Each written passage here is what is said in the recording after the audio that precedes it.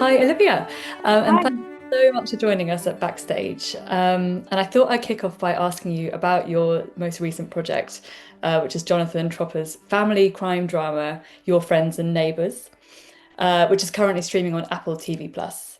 What attracted you to the show and to your part in it? I really loved how the show was exploring the fragility of appearance and the lengths people will go to maintain their wealth and keep up with the Joneses.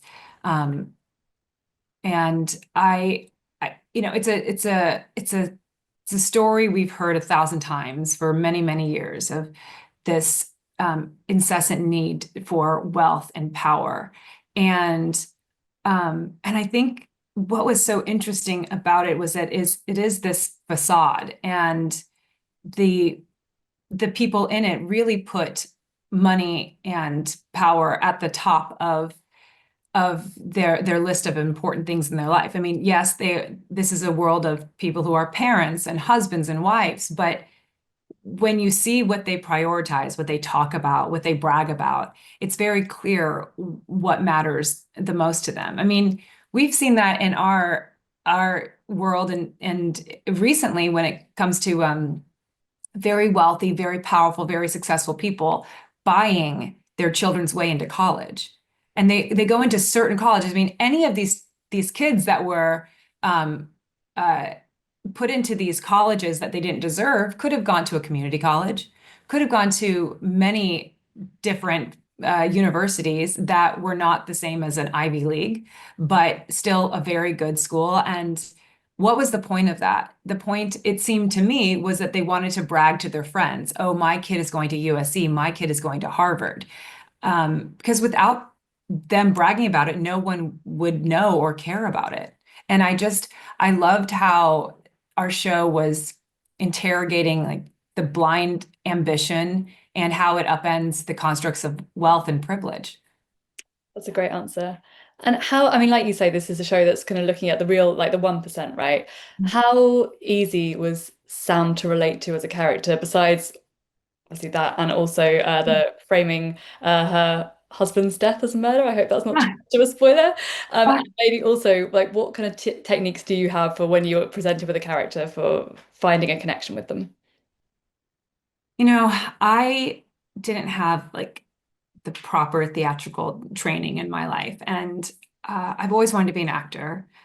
We grew up in a military family, and my mother is an immigrant. I'm first generation American. This is actually the anniversary of her 50th year that she since she fled Saigon, and uh, and so when you, at least in our family, but I think in a lot of immigrant families, the most important thing is being able to stay in this country, to be safe in this country, and to contribute to our country and to our society and to our cities and to our fellow neighbors. So what seemed really important to my family was to become a professional, something that will always be needed.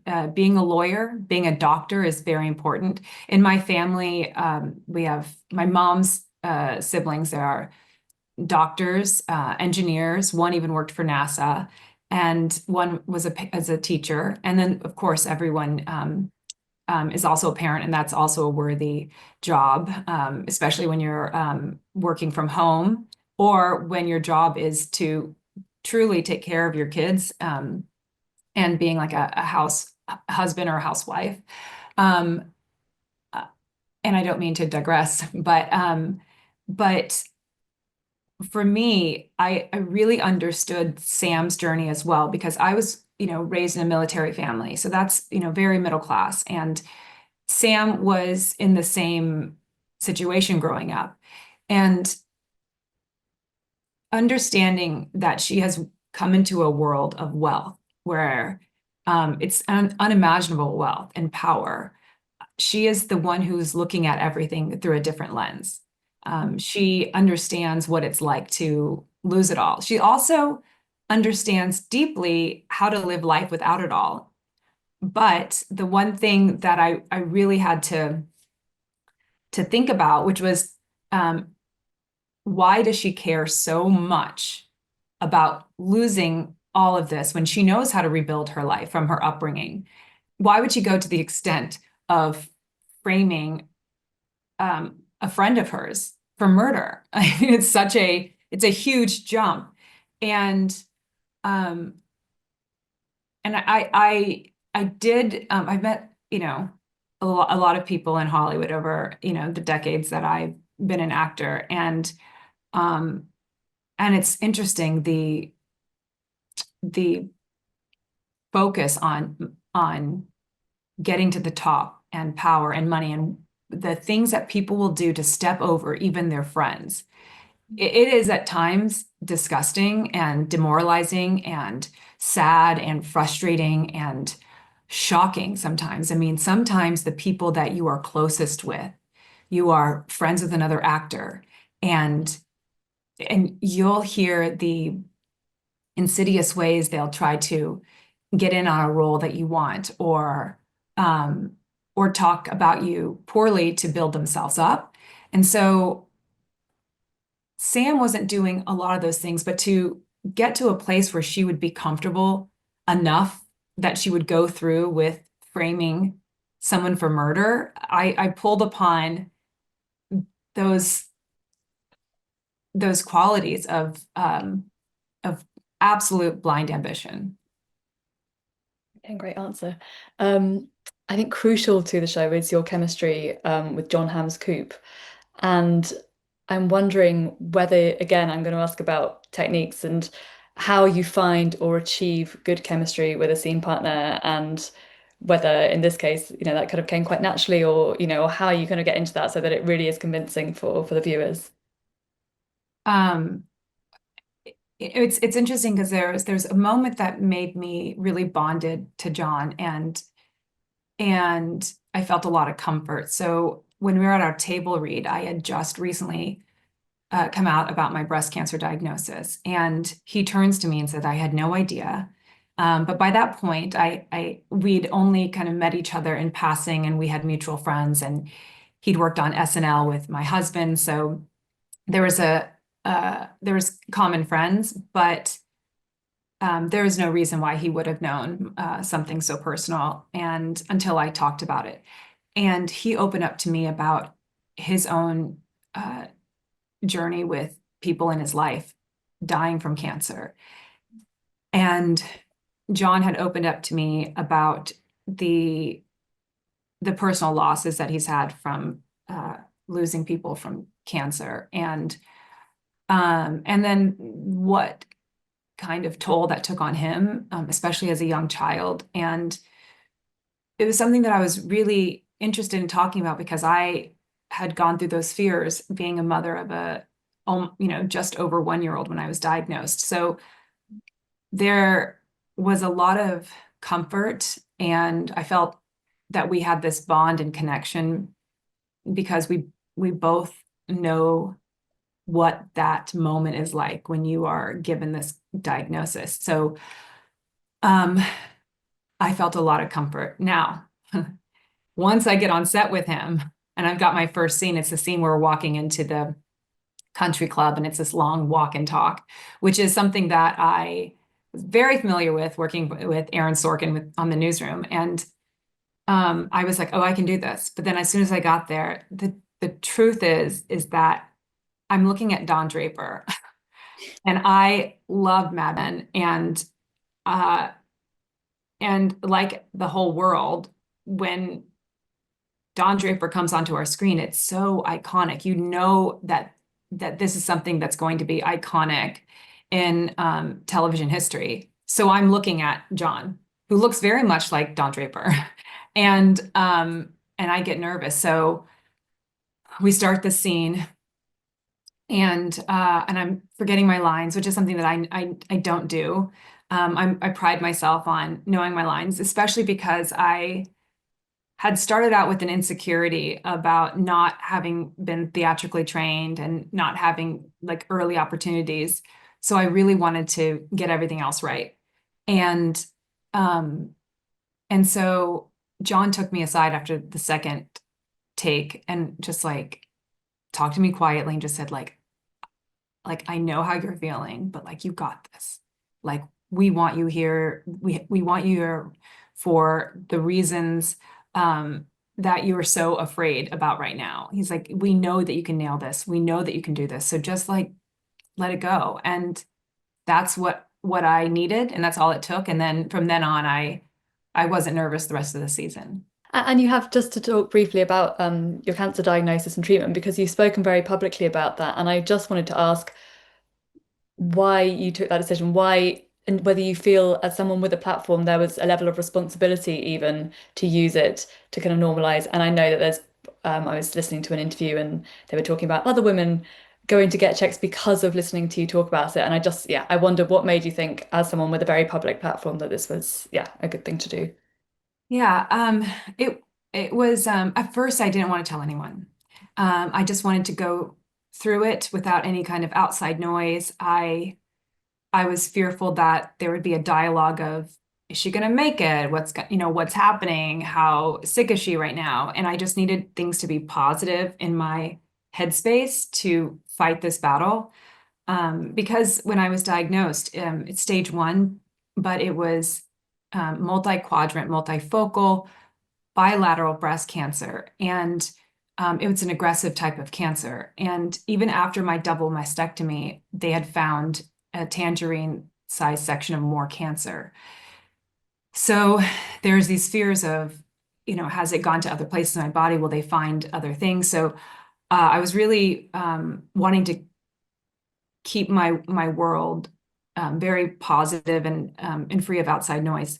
But there was this point where I was looking through photos of my son and I like playing in the yard, and I was like, oh my God, I just had my mammogram there, and I had cancer but didn't know it. And then I thought about all the women who would be um, walking around at that exact moment thinking that they did everything right, but that they had cancer. And if I had waited for my next mammogram, I don't know how fast this would have grown and what stage I would be at and what my chances of survival would have been if I even had a course of action.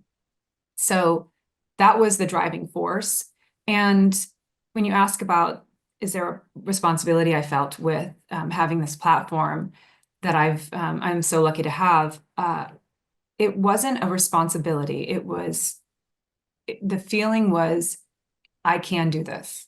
Like I can give it my best shot and help people know about this. And the response and the reach that it had, like going globally and hearing that they're talking about it in other countries, and the number of women getting checked, taking this lifetime risk assessment test had just skyrocketed. It's something that still makes me emotional when I think about it because it's all I wanted. I just wanted people, women in particular, to know about this, um, and it feels really healing in my own ways to have this mission. And just before that as well, you talked about with your career not being theatrically trained. Mhm. I'd love to ask about where your acting journey began. I know you grew up in Oklahoma, I think. Well, Where did I'm yeah. military family, so I was born in Oklahoma, and then I moved to Utah, and Mm. then from like 8 to 16, I was living in Tokyo, Japan. Okay.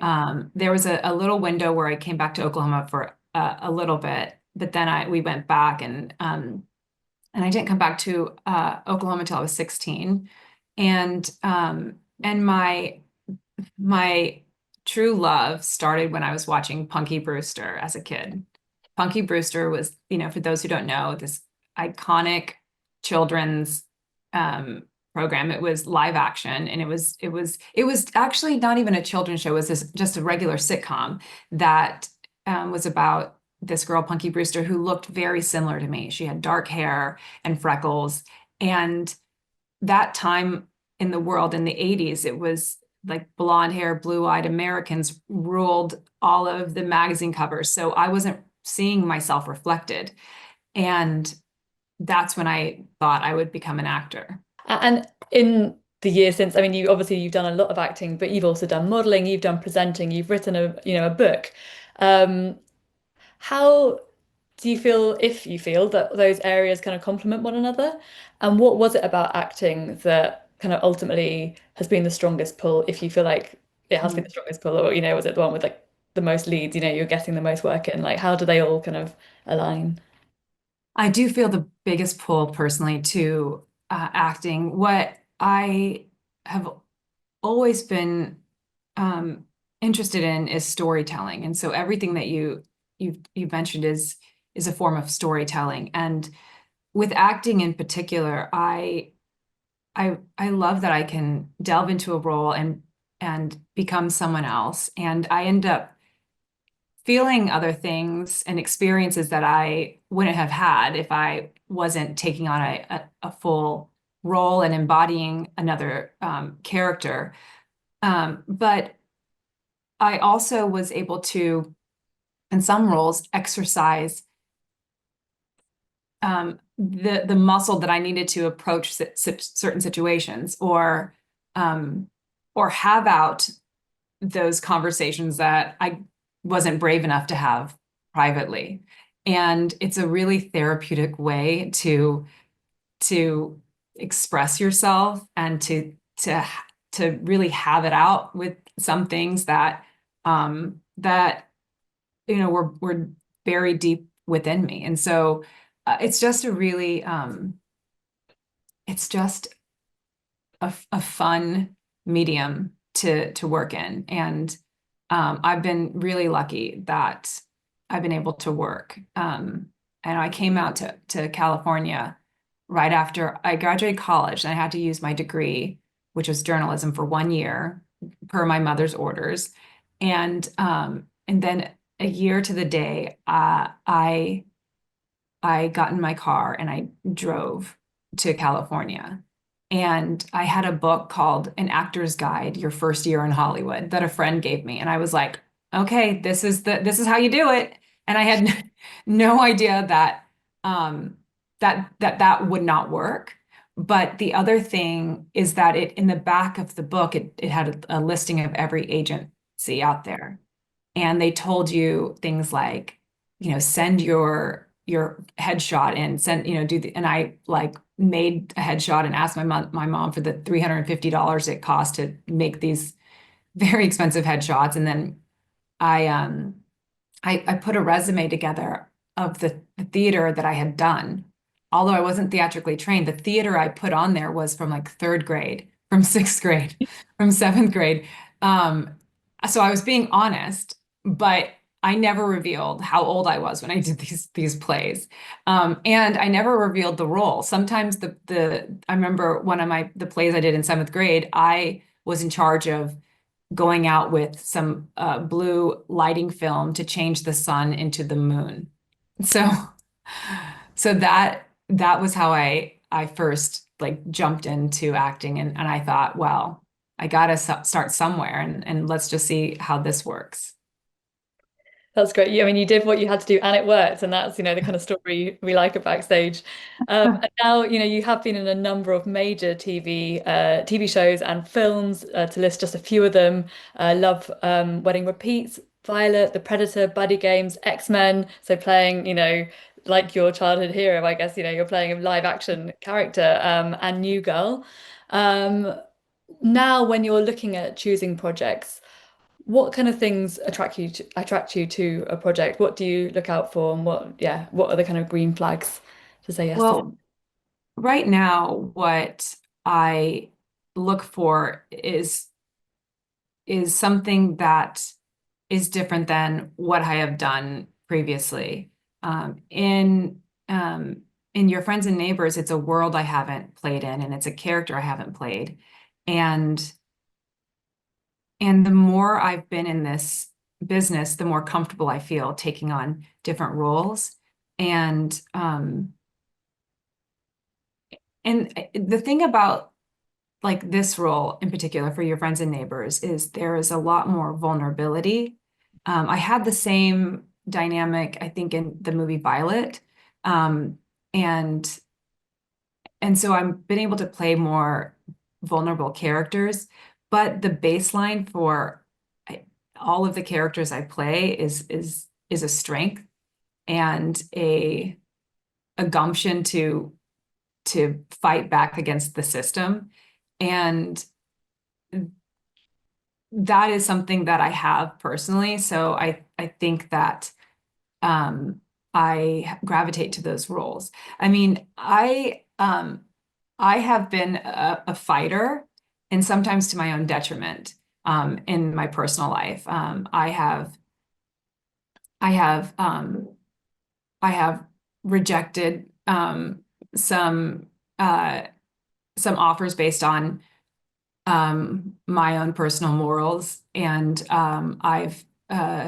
I talked about this publicly, but I've turned down um, settlement offers with, you know, a studio because I didn't believe in having to sign the NDA, and uh, and other things where I have seen something happening on set that I knew was wrong and speaking up about it and really not stopping until I was able to make any kind of effect.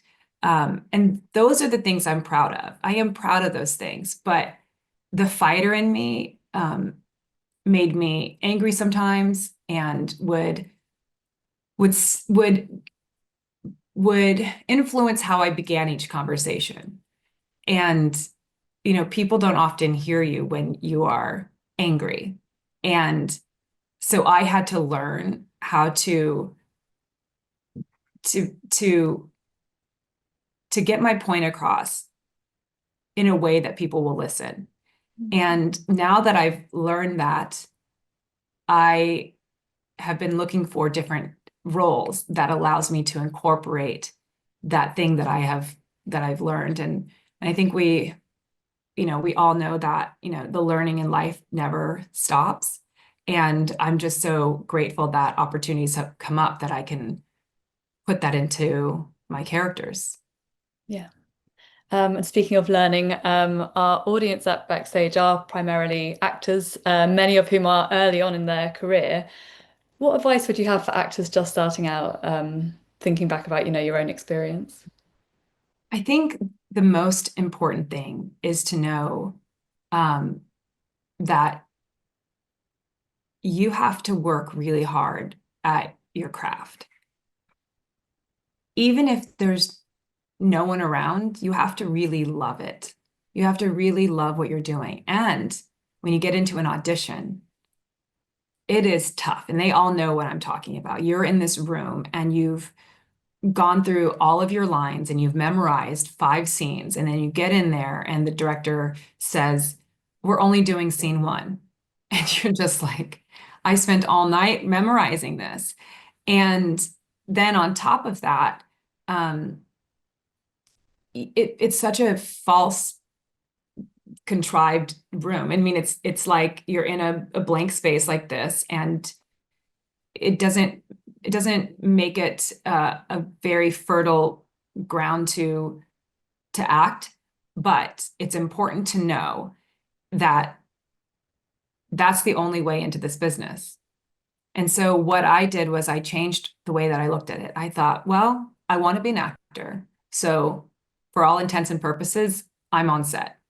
I'm I'm in a room delivering lines, acting out a role. There's a camera there. There's someone I'm acting opposite. And so whether I get it or not, I'm acting. And so once that changed my mind, I didn't go through life feeling disappointed or questioning my ability because I wasn't working. And the other thing I think is really important for people to know when they're going into acting is sometimes you just have to be at the right place at the right time and hope that all the stars are lining up above you. And eventually they will. You just have to keep going. One other thing I'm thinking about is when I was starting out, I was just, you know, doing every commercial audition, everything. And then eventually I started getting callbacks. but then I wouldn't get it. It'd be down to me and another girl. And then eventually I'd get to the place where I was testing, and then I wouldn't get it.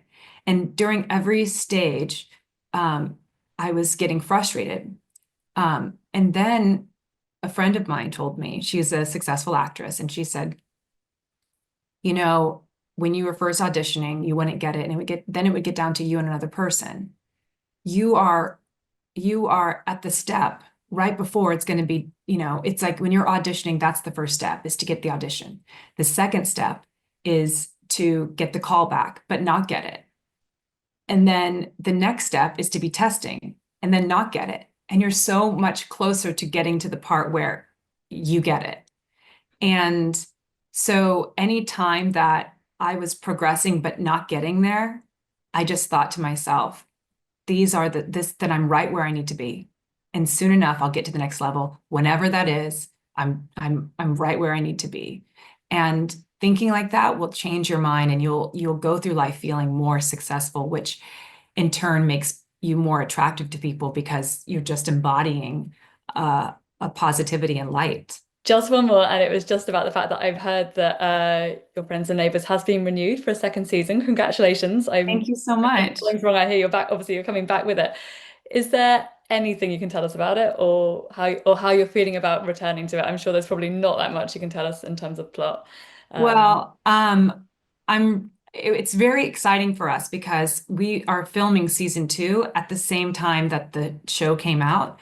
So this incredible response from fans and critics to our show, we've been hearing it and receiving it as we're filming. And so it's created this really big excitement um, and happiness for everyone on set because you just never know. I mean, I've been in so many things that had a lot of promise and then it's like a tree falling in the woods.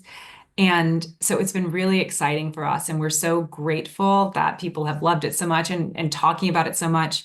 And going into this season is interesting because my character was in a place where it could just end.